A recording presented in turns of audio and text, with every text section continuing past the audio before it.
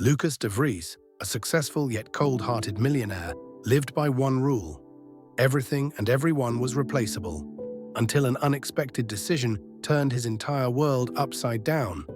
What started as a simple invitation would spiral into an evening no one would ever forget. It was a busy afternoon in Lucas de Vries's impressive office. His workspace radiated power, modern art on the walls, designer furniture, and a panoramic view of the city. Everything was sleek and tailored, exactly the way Lucas wanted it.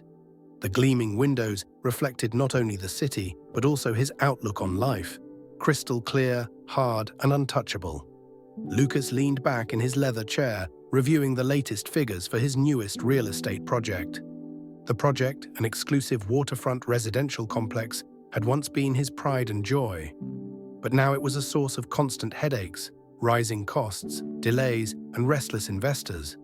Tonight he had a critical dinner planned with those investors, a chance to restore their trust or lose it completely. His team had prepared everything, reports, charts, even a flawless presentation. Yet Lucas felt something was missing. Making a good impression wasn't just about numbers, it was also about image, projecting balance and control. His gaze swept across the office and landed on Sophie, his housekeeper. She stood quietly in the corner, rearranging books in the small reading nook.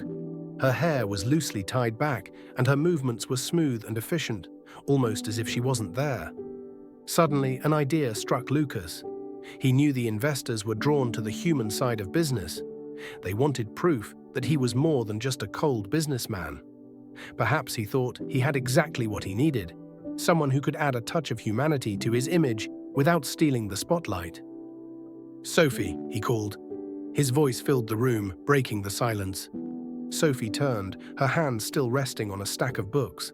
She looked at him with her usual neutral expression, though a hint of curiosity flickered in her eyes. "Yes, Mr. de Vries?"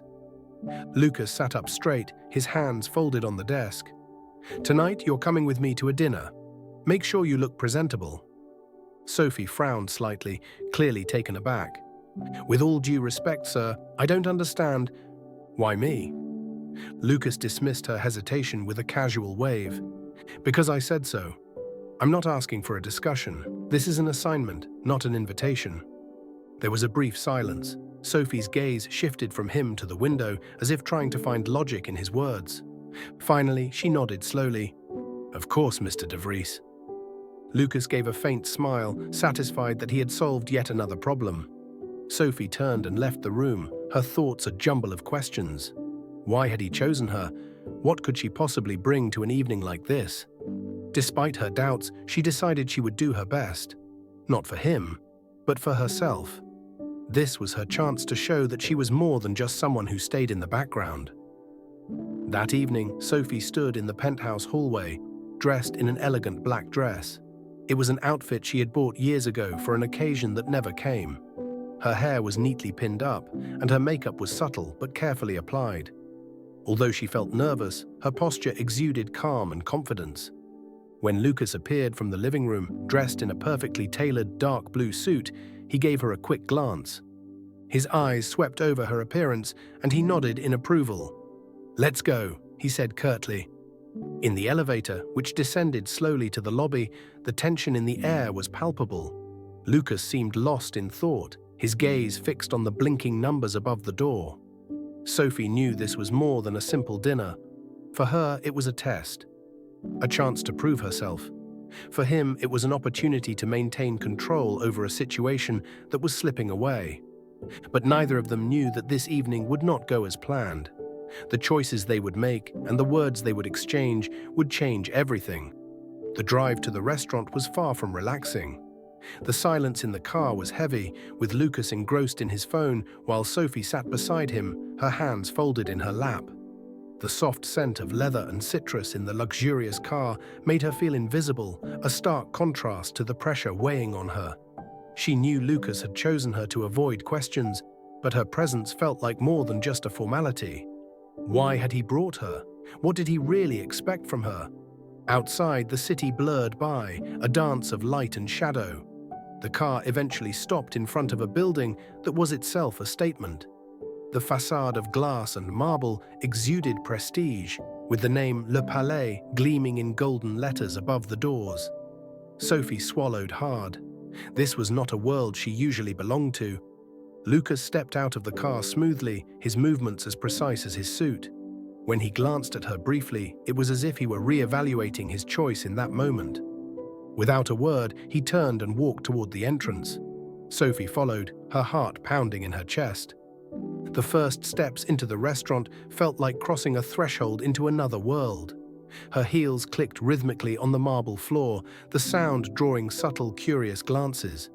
Waiters in pressed uniforms moved like shadows between the tables, while chandeliers bathed the space in a warm golden light. Sophie felt eyes scanning her from head to toe, and a faint whisper here and there confirmed her suspicion. She was being noticed. An older woman at a nearby table leaned toward her companion and whispered something while giving Sophie an appraising look. Sophie felt her cheeks warm, but she kept her head high. Lucas either didn't notice or pretended not to. He walked directly to a large table in the center of the room, where 3 men were already waiting for him. They all wore tailored suits, and their faces radiated a mix of calculation and confidence. Lucas nodded to them and took a seat. Sophie, following silently, sat down in the chair beside him. "Gentlemen," Lucas began, casually laying his napkin on his lap. His tone was businesslike, almost mechanical. "This is Sophie. She's accompanying me tonight." He offered no further explanation. Sophie felt the 3 pairs of eyes briefly study her before their attention shifted back to Lucas. The conversation quickly turned to numbers, project deadlines, and profit expectations. Sophie stayed silent, as Lucas had undoubtedly expected her to. She listened attentively, her eyes fixed on the men as she absorbed every word.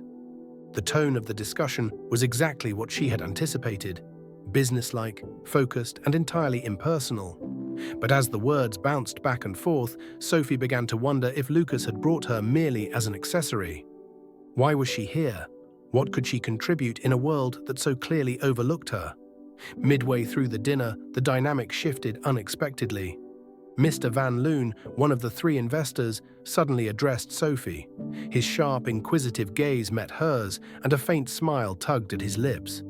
"And Sophie," he began, his voice warm yet challenging, "what's your perspective on this project? I'm curious to hear a fresh point of view." Lucas froze, his fork midway to a bite of fish. His gaze darted to Sophie, carrying an unspoken warning. "Stay quiet," that look seemed to say. But Sophie felt something else entirely. This was her moment, a chance to not only be heard, but to show she was more than just a background figure in Lucas's plan. She took a deep breath and spoke, her voice calm yet resolute. "I'm no expert," she began, sensing the tension in the air. "But what stands out to me is that there's often so much focus on profit and efficiency that the impact on people is forgotten. This project has the potential to do more than create buildings. It can strengthen communities. If done right, it could be more than an investment. It could be a legacy." The table fell silent. Even the nearby waiters seemed to slow their steps. Lucas stared at her, his expression unreadable, while the other men regarded Sophie with renewed interest. Van Loon leaned back in his chair, a broad smile spreading across his face. "An interesting perspective," he said slowly. "I think you've got a point, Sophie. Maybe we sometimes forget that projects like this can be more than just numbers." "Lucas, what do you think?" Lucas blinked, clearly caught off guard by the shift in the conversation. He forced his best business smile and gave a curt nod. "It's a valuable insight," he said, his voice controlled. "I'm glad Sophie shared her thoughts." But Sophie could sense the hollowness in his words, a discordant note in an otherwise carefully orchestrated evening. The rest of the dinner unfolded differently. Sophie noticed the other investors occasionally directing questions to her, not just about her opinion, but about who she was. Lucas, who usually commanded every aspect of his interactions, seemed to recede into the background. He observed, his jaw tight, while Sophie answered with a smile and growing confidence. By the end of the evening, Sophie felt a strange mix of emotions. She had made her voice heard, and that felt liberating. But she also knew she had disrupted Lucas's carefully crafted plan, and that there would be consequences. As they left the restaurant, Lucas walked a few steps ahead of her. His posture was stiffer than it had been earlier, and he said nothing as the chauffeur opened the door for them. The silence in the car was unbearable. Sophie stared out the window, watching the city lights blur past. She knew a confrontation was inevitable, and deep down she felt ready for it. Lucas had asked her to remain invisible, but that had never been her intention. The ride back to the penthouse was ice cold. Lucas sat upright, his gaze fixed on the dark streets rushing past. Sophie sat beside him, her hands folded in her lap, the tension in the air almost tangible. While the silence on the way to the dinner had been awkward, this silence was heavy with unspoken anger. When they reached the penthouse, Lucas strode ahead with long, determined steps. His shoes clicked harder than usual on the marble floor, a sign of his frustration. Sophie followed, her heart pounding as she braced herself for what was to come. Lucas suddenly turned when they reached the living room. "What were you thinking?" he asked, his voice low but laced with anger. He was holding himself back, but his clenched jaw and dark eyes betrayed the storm inside. "I invited you to listen, to be present, and instead you took the opportunity to make a scene." Sophie stood her ground, her gaze steady on him. She had expected this outburst, but his words still stung. "They asked for my opinion," she said calmly, her voice even though her hands trembled slightly behind her back. "I gave an honest answer, that's all." "All?" Lucas repeated, stepping closer. "You don't understand what you've done. That dinner was about trust, about restoring control. And what did you do? You put me in a position where I looked weak." "Weak, Sophie?" Sophie straightened her back, her eyes flashing with a mix of anger and determination. "If honesty makes you weak, then I don't understand why I was even there," she replied sharply. "Maybe that's exactly what they needed. Maybe they wanted to see that there's more to you than just numbers and power." Lucas was silent, clearly caught off guard by her directness. For a moment he seemed to struggle for a response, then abruptly turned and walked to the large window overlooking the city. His silhouette was framed by the glittering lights of the skyline, but his posture was tense. "You don't get it," he said finally, his voice softer. "My entire career is built on control. I can't afford mistakes. One wrong move and everything I've worked for falls apart." His words sounded less like a reproach and more like a confession, as if he were trying to convince himself. Sophie stepped forward, her heels clicking softly on the floor. "Control is important. I understand that," she said, her tone gentler now, "but sometimes real control means letting things happen, letting people see who you truly are." Lucas turned to face her, his expression sharp, yet tinged with wonder. "And what have I shown, Sophie?" he asked, sarcasm lacing his voice. "That I'm a man who depends on his housekeeper to make an impression?" Sophie felt the sting of his words, but refused to look away. "No," she said firmly. "You've shown that you're someone who might still learn that people aren't accessories, they're partners. And if you can't see that, Lucas, then that's not my problem." The words hung in the air, heavy with meaning. Lucas stared at her, his jaw tight, but he said nothing. For the first time, he seemed unsure of how to respond. Sophie turned and walked to the door. "I'm going to my room," she said without looking back. "If you need anything, you know where to find me." Her voice was steady, but as she closed the door behind her, she felt tears sting her eyes. Not tears of regret, but of frustration. Frustration that he still didn't understand. The next morning, the penthouse was quiet. Sophie had started her usual tasks early, but the tension from the previous evening lingered in the air.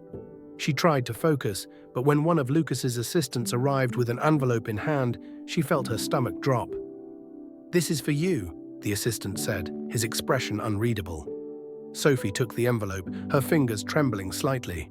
When she read the contents, it felt as if the ground had been pulled out from under her.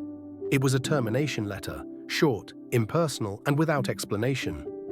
She stood frozen, the letter in her hands. She had expected this deep down, but it still felt like a slap in the face. Not because of the dismissal itself, but because of the cowardice.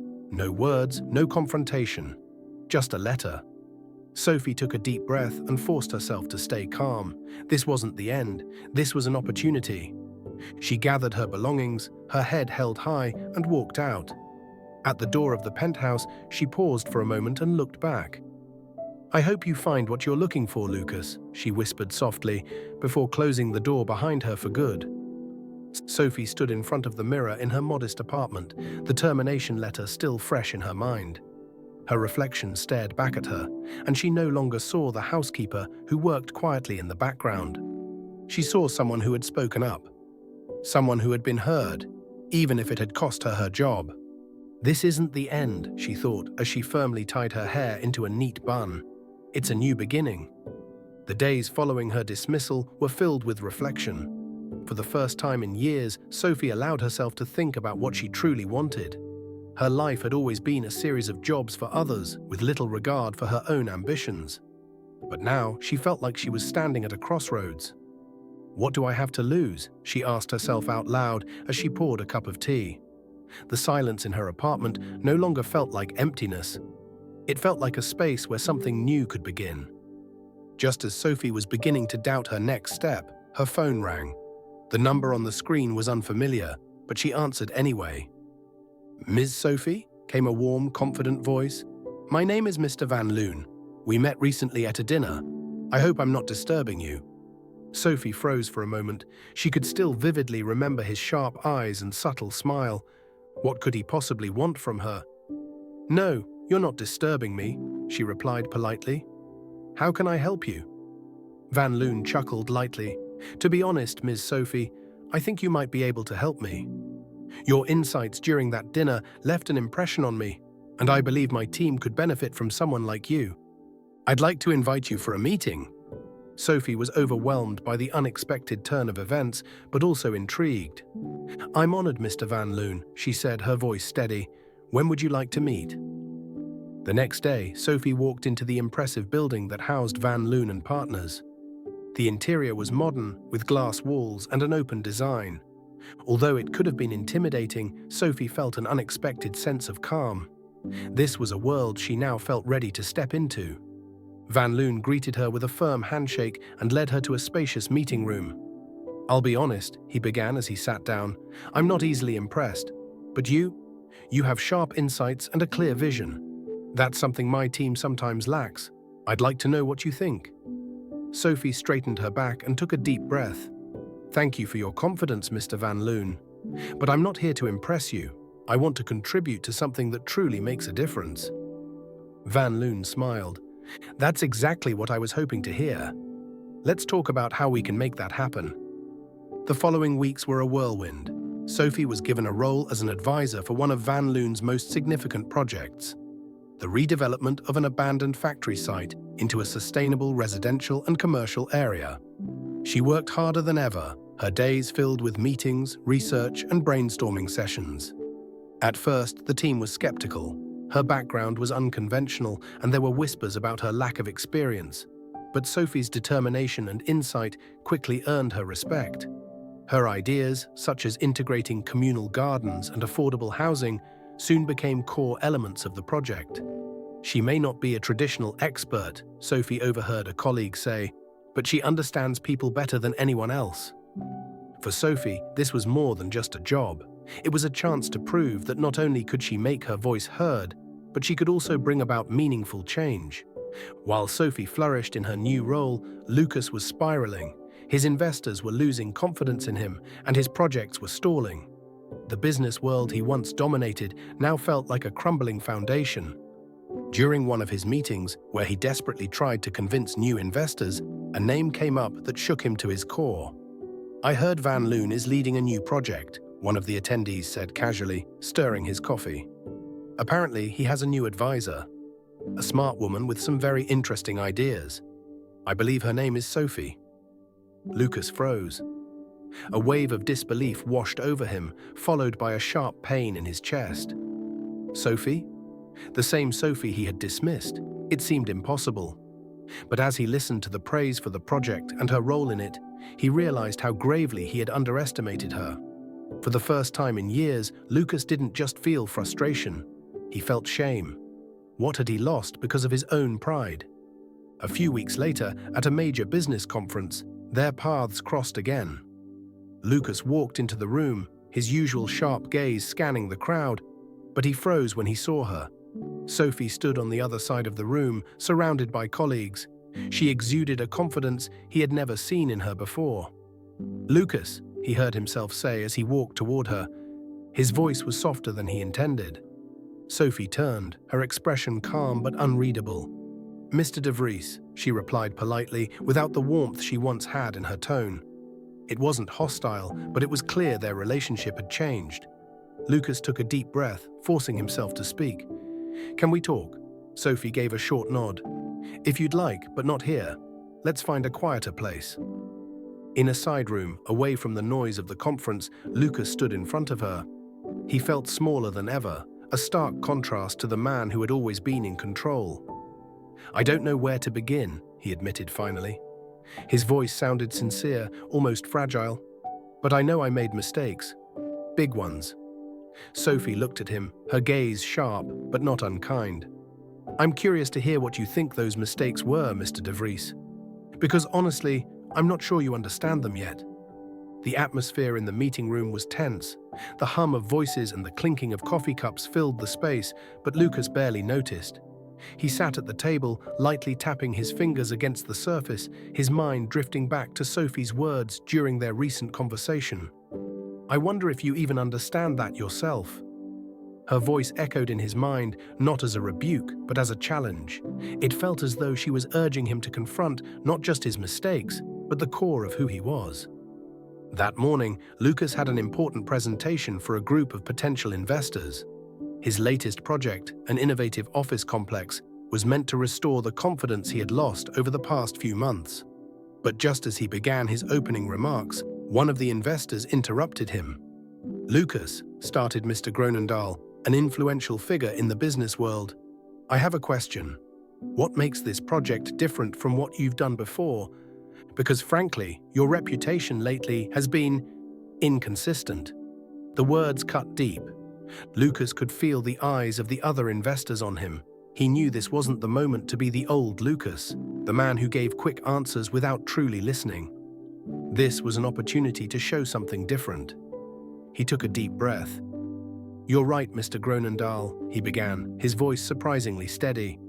"My previous projects were primarily focused on profit and efficiency. But what I've learned, and am still learning, is that real value goes beyond numbers. This project is different because it puts people at its center. It's designed to be more than just an office. It's meant to create a community." The room fell silent, but Lucas could sense he had their attention. It wasn't a flawless speech, but it was sincere. After the meeting, Lucas stayed behind in the conference room, still reflecting on his own words. He realized he was saying things he hadn't even considered before. Things he had learned through Sophie's influence. She had shown him that leadership wasn't just about control, it was about connection. "If you want people to trust you," Sophie had once said, "you have to show them you're worthy of it. Not through what you promise, but through what you do." Lucas knew he had a long way to go, but for the first time, he felt like he was on the right path. A week later, Lucas received an unexpected invitation to meet Sophie. To his surprise, it wasn't at an office, but at the construction site of her project. When he arrived, he saw her talking with construction workers and local residents, her smile warm and genuine. She looked completely in her element. "Lucas," she said when she saw him. Her tone was polite but lacked the sharpness of their earlier conversations. "I'm glad you could come." "You invited me," Lucas replied, glancing around, "so I assume there's a reason." Sophie nodded and led him to a quiet spot. "I've been thinking about what you said during our last conversation," she began, "and while I still have my doubts, I think you deserve a second chance. Not because I want to help you, but because I believe you're capable of real change." Lucas felt a mix of relief and humility. "Thank you," he said, his voice sincere. "What do you want me to do?" Sophie smiled faintly. "There's a new project in the works, something bigger than anything we've done before. But I can't do it alone. If you're willing to listen and truly collaborate, I'd like you to be part of the team." Working together with Sophie was a challenge from the start. Lucas, who was used to taking the lead, found himself being pushed to observe and learn. She asked questions that forced him to think beyond his usual methods. During an early brainstorming session, Sophie posed a question. What do you want people to remember about you and your work? Is it the profits you've made or the impact you've had? Lucas didn't know how to respond immediately. It was a question that went beyond his typical business strategies. It made him reflect on his legacy. After a long pause, he finally said, "I want people to see that I built something lasting, something that truly mattered. Not just for now, but for the future." Sophie looked at him, a hint of approval in her gaze. "That's a good start," she said softly. The team worked tirelessly for months on the project, an innovative community center that combined sustainability and inclusivity. When the plans were finally approved, Lucas felt a sense of pride he hadn't experienced in years. At a meeting with investors, Lucas stood to present the project, but instead of focusing on the usual charts and statistics, he chose to speak about the people who would benefit. He shared stories of local residents who had contributed to the design and spoke about the center's potential to impact future generations. The presentation ended with a standing ovation, but what touched Lucas most was when Sophie approached him afterward and quietly said, "That was impressive. You really listened." The new project had all the elements of a groundbreaking success, a multifunctional community center with sustainable facilities, affordable housing, and communal gardens. But just as Sophie and Lucas thought everything was on track, an unexpected crisis struck.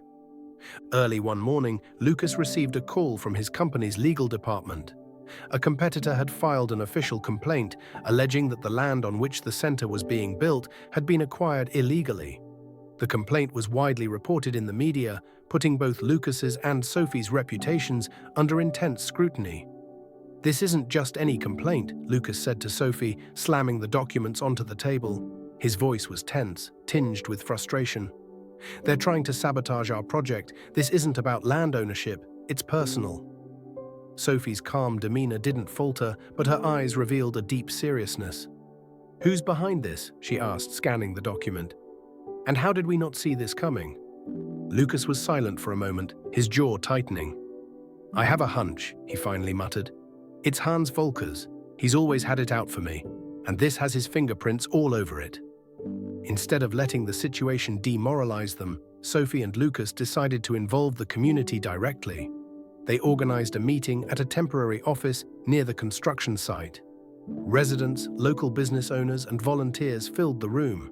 Some were worried, others angry, but most simply wanted answers.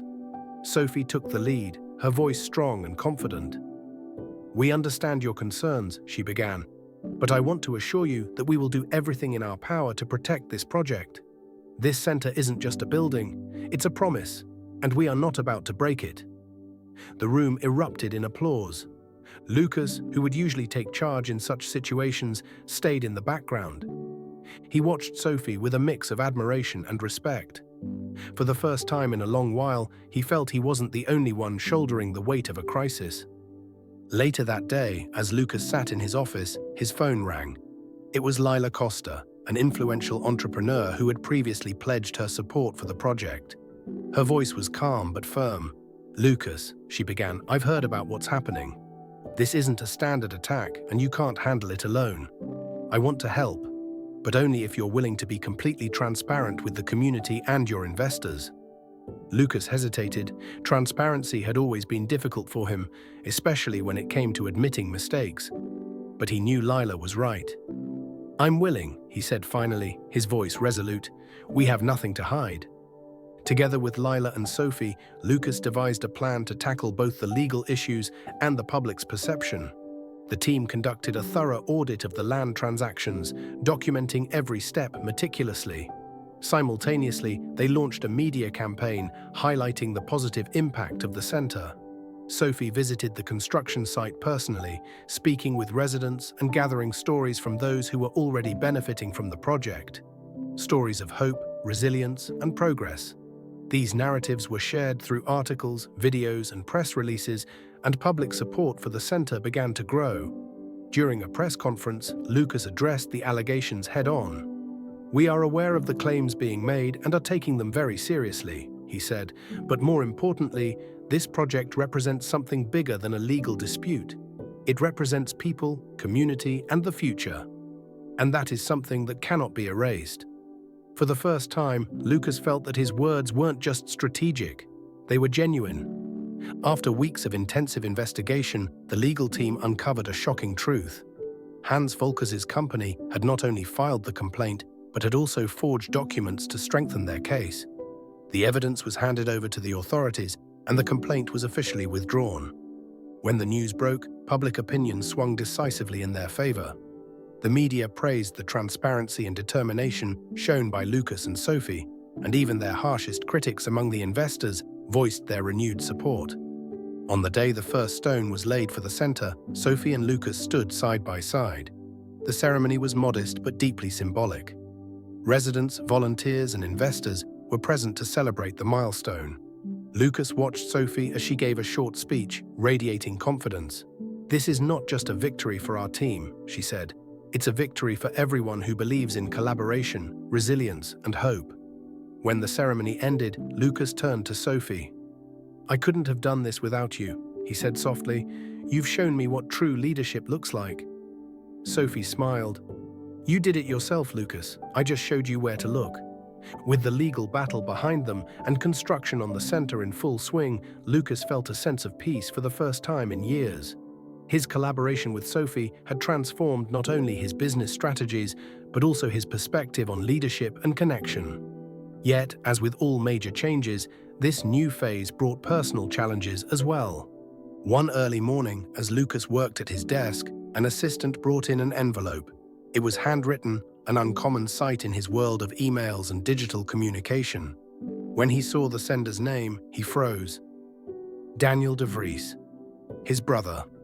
Lucas opened the envelope slowly, his heart heavy. His relationship with Daniel had always been fraught. While Lucas had chosen ambition and control, Daniel had pursued a more reckless path, one that often led him into trouble. The letter was short and direct. "Lucas, I hear you're going through some changes. Maybe it's time we talked again. I want to understand who you've become, and maybe explain why I became who I am. If you're willing, let's meet. Daniel." Lucas read the words over and over, his emotions a complex mix of guilt, curiosity, and cautious optimism. Later that day, Lucas shared the letter with Sophie. They sat on the terrace of the nearly completed center, overlooking the playground that was part of the project. "My brother wants to see me," Lucas said, his gaze fixed on the horizon. "I'm not sure I can do it. Our last conversations always ended in blame." Sophie listened attentively, her hands wrapped around a cup of coffee. "Sometimes it's easier to avoid the past," she said softly. "But if you keep doing that, you'll carry it with you forever. Maybe he has just as much to prove as you do." Lucas nodded slowly. He knew she was right, but the thought of reopening old wounds made him uneasy. A few days later, Lucas met Daniel at a modest cafe, far removed from the glitz and glamour of Lucas's world. When Daniel walked in, it was as if Lucas saw an older version of himself, someone who had lost the battle against life. "Lucas," Daniel began, hesitantly taking a seat across from him. "Thanks for coming." Lucas responded with a short nod. "You said you wanted to talk. So, let's talk." What followed was an honest, raw conversation. Daniel spoke about his failures, his resentment toward Lucas, and the pressure he had always felt to meet their family's standards. Lucas listened, for the first time without interrupting or judging. "I always thought you had everything," Daniel said at one point. "But now I hear you've had to start over too. Maybe we're more alike than I realized." Lucas felt a pang in his chest. "I've made mistakes," he admitted. "But what I'm trying to do now is different, and maybe you can try too." The conversation didn't end with a miraculous reconciliation, but with a promise to stay in touch. For Lucas, that was already a step forward. Later that evening, Lucas returned to the center. He found Sophie in the communal garden, speaking with a few volunteers. When she saw him, she walked over, her face lined with concern. "How did it go?" she asked. Lucas took a deep breath. "It wasn't perfect," he admitted, "but it was a start." Sophie smiled, her expression full of understanding. "Sometimes a start is all you need," she said. "The rest comes with time and effort, just like we've learned here." In the weeks that followed, Lucas stayed in contact with Daniel. Their conversations were infrequent and often focused on small talk, but it was enough to start building a bridge. For the first time, Lucas began to understand that healing relationships required as much attention and effort as building a business. Meanwhile, the community center reached completion. Sophie and Lucas were invited to cut the ribbon at the opening ceremony. Standing together on the stage, Lucas looked out at the crowd, the residents, volunteers, and investors, and felt an overwhelming sense of pride. As Sophie gave her speech, Lucas listened intently. Her words were warm and sincere, and the audience hung on every word. For Lucas, this wasn't a moment of jealousy or loss of control. It was a moment of recognition. Sophie wasn't just a partner, she was someone who had changed him in ways he never expected. After the ceremony, Lucas and Sophie lingered in the quiet hall of the center. Most of the guests had left, but the energy of the day still filled the air. "You've built something incredible, Sophie," Lucas said softly, "and I'm grateful to have been a part of it." Sophie looked at him, her smile gentle. "You've given a lot too, Lucas, and not just to this project." Her words filled him with a warm glow. "I don't want this to end," he said suddenly, "not just the work, but also us." Sophie paused, her gaze searching. "Lucas," she began cautiously, "what we've achieved together is special. But you have to understand, this isn't just about me or you. It's about who we are together, and how we continue to nurture that." Lucas nodded, absorbing her words deeply. "And that's what I want to learn," he said. "For you, but also for myself." With the community center completed and their partnership stronger than ever, Lucas finally felt he was on solid ground. But personal growth and professional success often come with new challenges. Some risks are impossible to calculate. For Lucas and Sophie, the biggest challenge was yet to come. On a sunny morning, Sophie was sitting in her office at the community center, focused on a report about future expansions. She looked up when Lucas walked in, an energy in his demeanor she didn't often see. "I have an idea," he began without hesitation, his tone carrying the excitement of a man with a vision that went beyond his usual plans. Sophie leaned back in her chair, crossing her arms. "I'm listening." Lucas explained his idea: to build similar community centers in other locations, a project that could support communities across the country. He proposed refining their model and assembling a team to bring the vision to life. Sophie smiled but kept her gaze critical. "That sounds ambitious," she said, "but have you thought about the risks? This project was a success, but that doesn't mean it will work everywhere." Lucas nodded. "I know. That's why I want to do this with you. You're the one who showed me what matters, and I know we can do it together." Sophie studied him for a long moment, her thoughts written clearly on her face. She could see his genuine desire to grow, but she also knew this path could be dangerous. "If we're going to do this," she said finally, "we'll do it the right way. No rushed decisions, no compromises. We work together, Lucas. Not me for you, but us as partners." The following weeks were spent building a core team. Lucas and Sophie carefully selected professionals experienced in sustainable development, community organization, and real estate. At their first team meeting, it quickly became clear that this was more than a project. It was a mission. During the meeting, Sophie outlined their vision. "This isn't a standard business venture," she said, looking around the room. "It's about creating spaces where people feel at home, safe, and able to build a future. If we do this, we do it right, or we don't do it at all." Lucas added, "I know this sounds ambitious, but if we do this together, we can leave behind something greater than ourselves." Their plan soon attracted the attention of potential investors. At a crucial meeting, Lucas and Sophie presented their vision. But just when everything seemed to be going smoothly, an investor posed a sharp question. "What makes this project different from the many other initiatives that have failed?" the man asked, his tone cool. "Why should I trust my money with this?"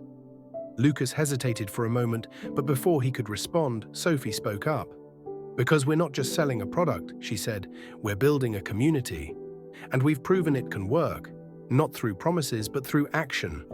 What you see today isn't just a concept, it's a reality that changes lives." The investor studied her for a long moment before slowly nodding. "I'm intrigued," he said finally, "but I'll need to see more before I commit."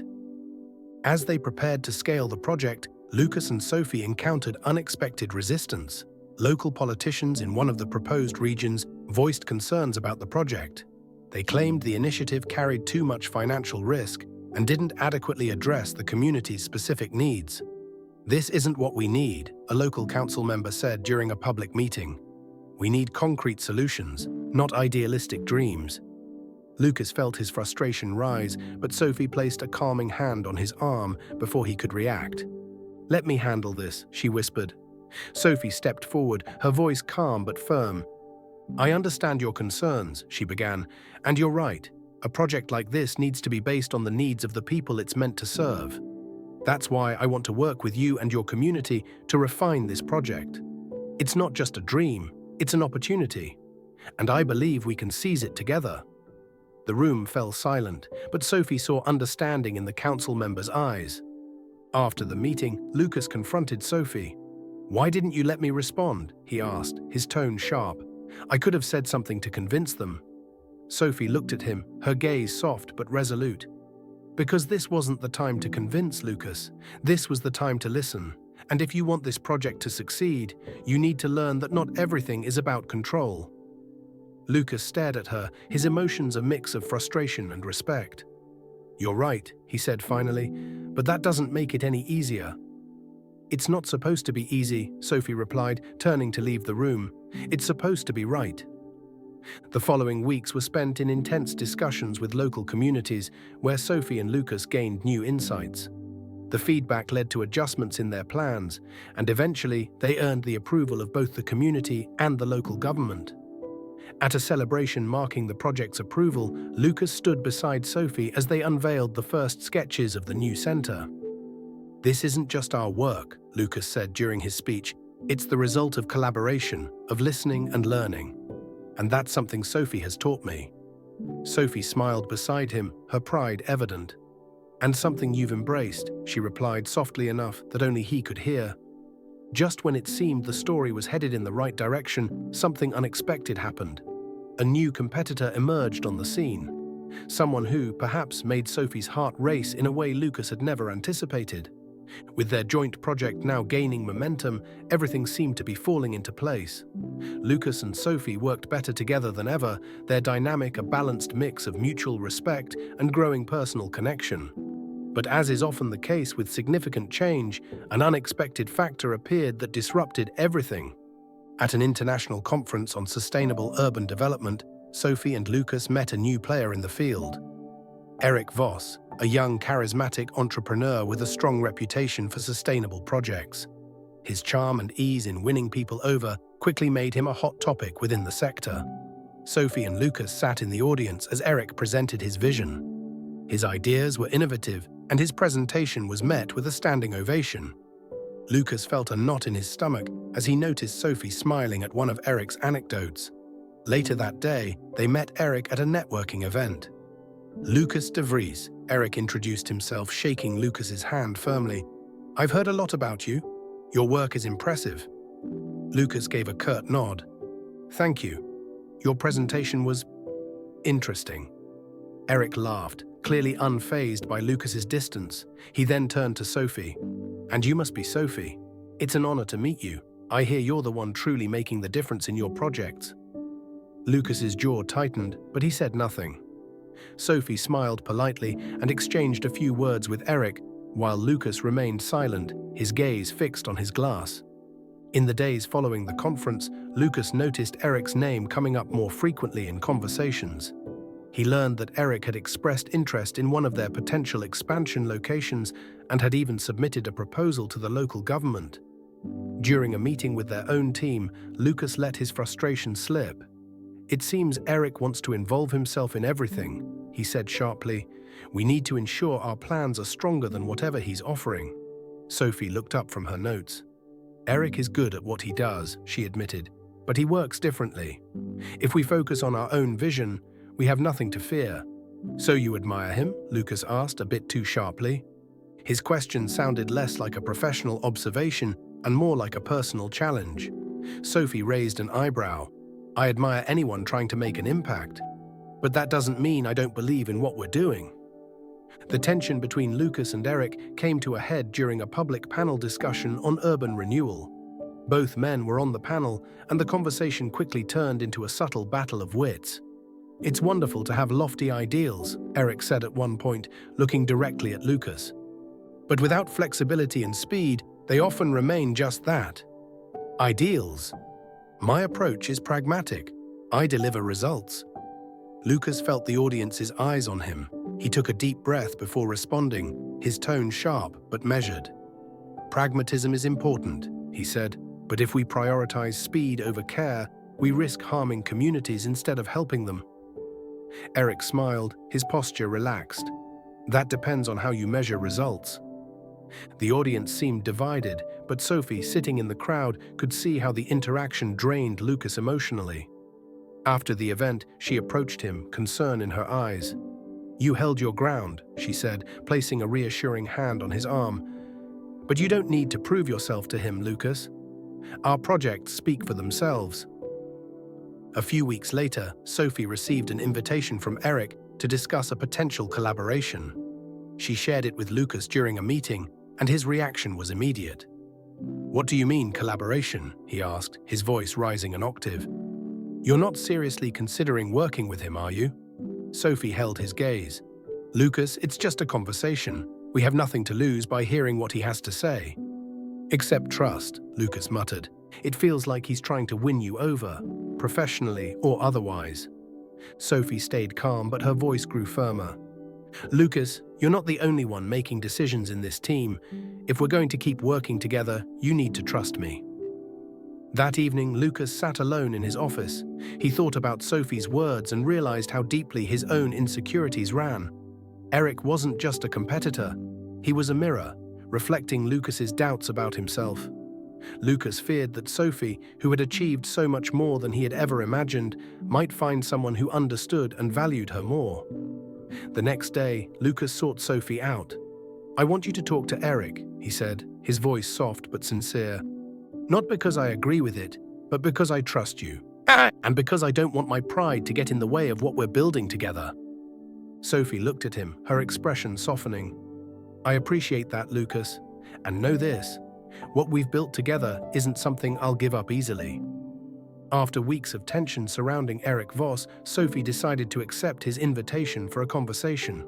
For Lucas, it felt like a risk, but for Sophie, it was an opportunity to gain clarity on Eric's intentions and to determine whether he was an ally or a threat. Sophie met Eric at a stylish yet modest cafe in the city center. Eric greeted her with a confident smile and an undeniable charisma.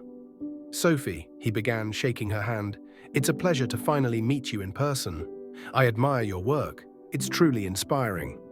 "Thank you," Sophie replied with a polite smile, curious about what he had to say. During their discussion, Eric presented his vision for urban renewal. His ideas were ambitious, a model that combined technology, sustainability, and scalable projects to create global impact. Yet as he spoke, Sophie noticed a pattern. His focus seemed to be more on efficiency and results than on the people he claimed to want to help.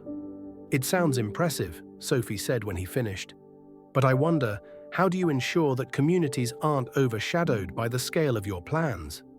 How do you genuinely involve the people living there in the process?" Eric leaned back in his chair, visibly amused. "That's precisely why I want you on board, Sophie. You understand the human aspect better than anyone. Together, we'd make the perfect team." As Sophie left the cafe, she felt torn. Eric had clearly valued her perspective and offered her an opportunity to make an impact on a larger scale. Yet something about it felt hollow, like his approach didn't fully align with her values. That evening, she shared her thoughts with Lucas. He listened attentively as she detailed their conversation. "What do you think?" he asked after a long silence. Sophie took a deep breath. "Eric is talented," she admitted, "but I'm not sure he truly understands what it means to serve a community. His approach feels too corporate, too impersonal." Lucas visibly relaxed and nodded. "I'm glad you see that," he said. "Your judgment means a lot to me. Whatever you decide, I'll support you." The next day, Sophie sent Eric her response.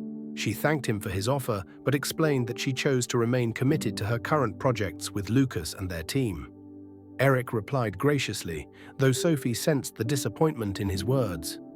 "You're a force to be reckoned with, Sophie," he wrote. "I hope our paths cross again in the future." For Sophie, it was a confirmation of her choice to prioritize the values she and Lucas had built together. She knew the journey with Lucas wasn't always easy, but it felt authentic, and that made it worth pursuing. That same evening, Sophie and Lucas met on the terrace of the community center. The sky was clear, and the city sparkled in the distance.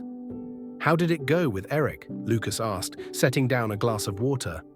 Sophie smiled. "I thanked him and explained that our visions are different. He understood, though I think he was disappointed." Lucas nodded slowly. "I want to thank you," he said, his voice soft. "Not because you turned down his offer, but because you stayed true to what we're trying to build together. That means more to me than you might realize." Sophie looked at him, her gaze filled with a mix of pride and affection. "I believe in what we're doing, Lucas," she said, "and I believe in you." With the conversation with Eric behind them and their focus fully on the second community center, everything seemed to be on track.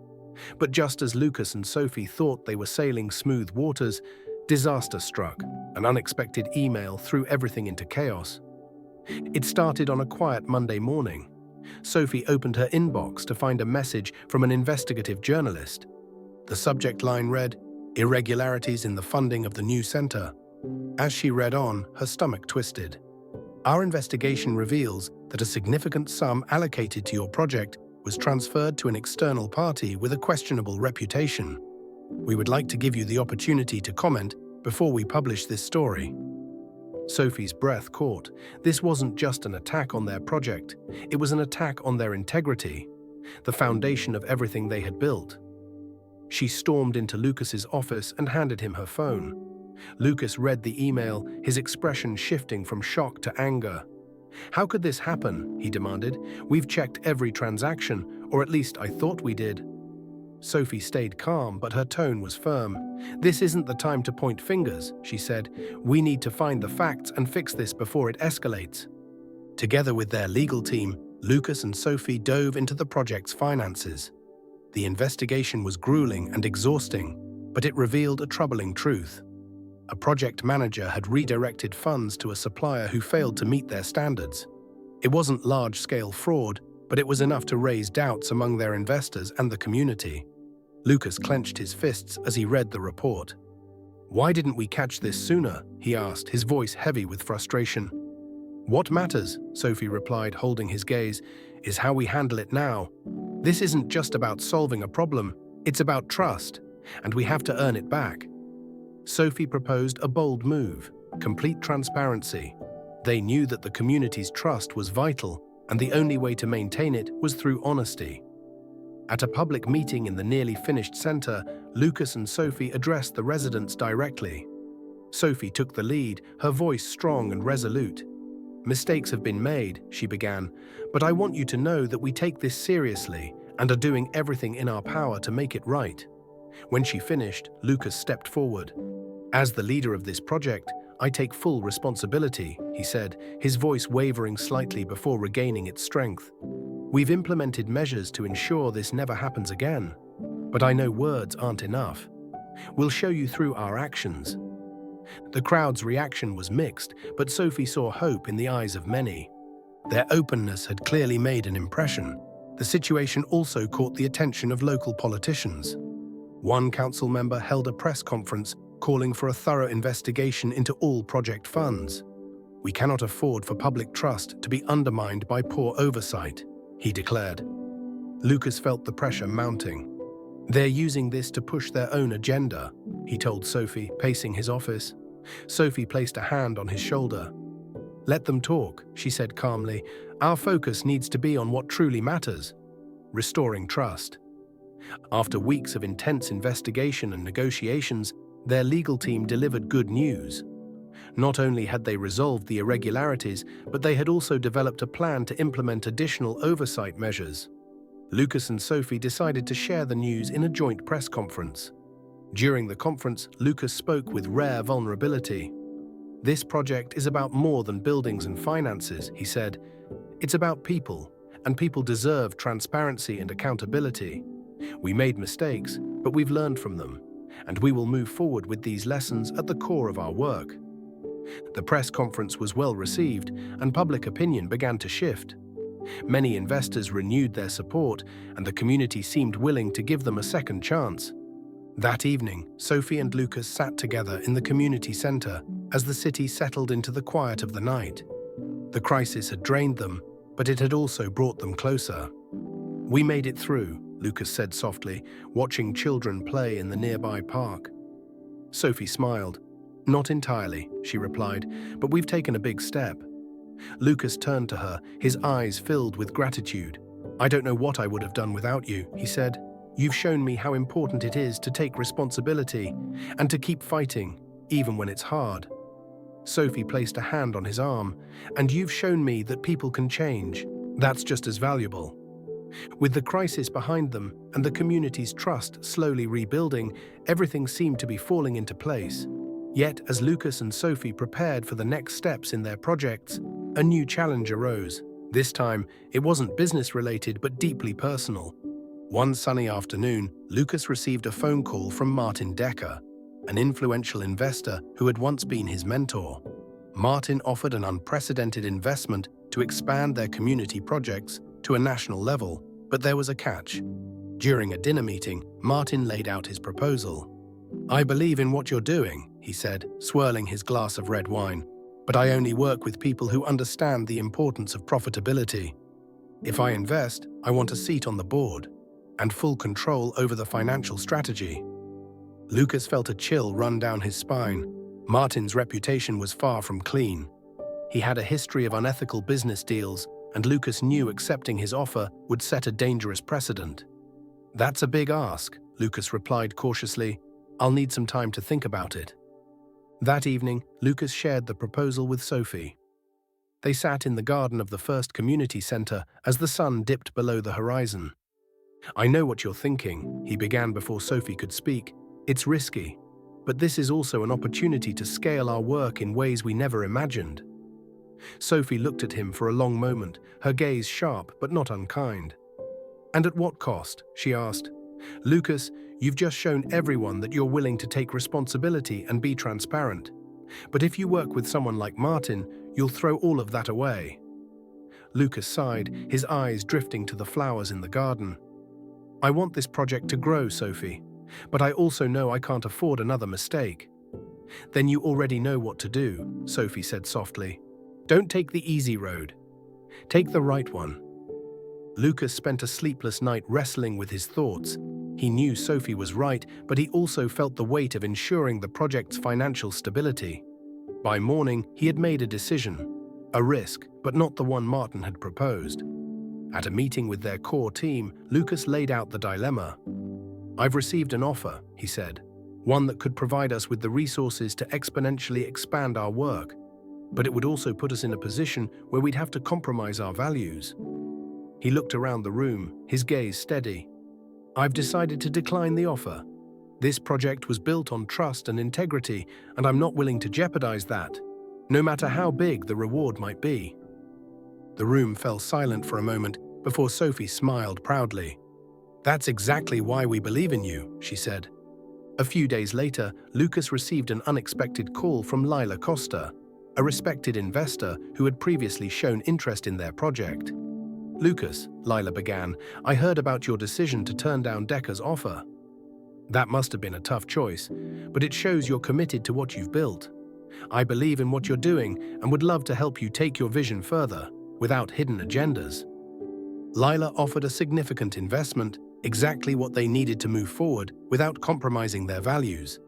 Instead of deciding immediately, Lucas chose to consult Sophie first. That evening, Lucas and Sophie met at the community center. Sitting at a table, Lucas outlined the details of his conversation with Lila. "She's offering exactly what we need," he said. "But I want us to discuss this together before making a decision." Sophie listened carefully, taking a moment to gather her thoughts. "Lila has a solid reputation," she said finally, "but it's important that we don't just look at what she can offer. We need to be sure she understands and shares our vision." Lucas nodded. "Exactly. That's why I propose we meet with her to better understand her intentions." together. The next day, Lucas and Sophie met with Lila in a quiet conference room in the city. Lila was direct and genuine, which reassured them both. "I want to invest in projects that make a real impact," Lila said. "And what you've built is a model for what's possible in this sector. I want you to know I'm here to support, not dictate." After the meeting, Lucas and Sophie sat together at a nearby cafe. "What do you think?" Lucas asked, taking a sip of his coffee. Sophie smiled. "I think we've finally found someone who truly understands what we're trying to achieve," she said. "Let's do this." Lucas felt a wave of relief and nodded. "Then it's decided. This is the next step. Together." The partnership with Lila was formalized during a dinner she hosted. It was an intimate yet celebratory event where Lila gave a brief but heartfelt speech. "What you've built isn't just a project," she said. "It's an example of what's possible when people hold on to their values, even in difficult times. It's an honor to be part of something that's so much more than numbers or results. This is true impact." Lucas and Sophie exchanged a glance, both moved by her words. For Lucas, this wasn't just a business victory, but a personal affirmation that success could be achieved ethically. Later that evening, Lucas and Sophie sat together on the terrace of his penthouse. The city sparkled in the distance, and the silence between them was comfortable. "You made the right choice," Sophie said softly. "I know how hard that was for you." Lucas smiled faintly. "I've learned that some risks aren't worth taking," he said, "and that I'm stronger with people like you by my side." Sophie looked at him, her gaze warm. "And now?" "Now we keep building," Lucas replied, "but this time with a clearer purpose and a stronger foundation." What do you think about Lucas's transformation? Has he truly redeemed himself, or is there still work to be done? Share your thoughts in the comments, and don't forget to subscribe to our channel for more inspiring stories like this one.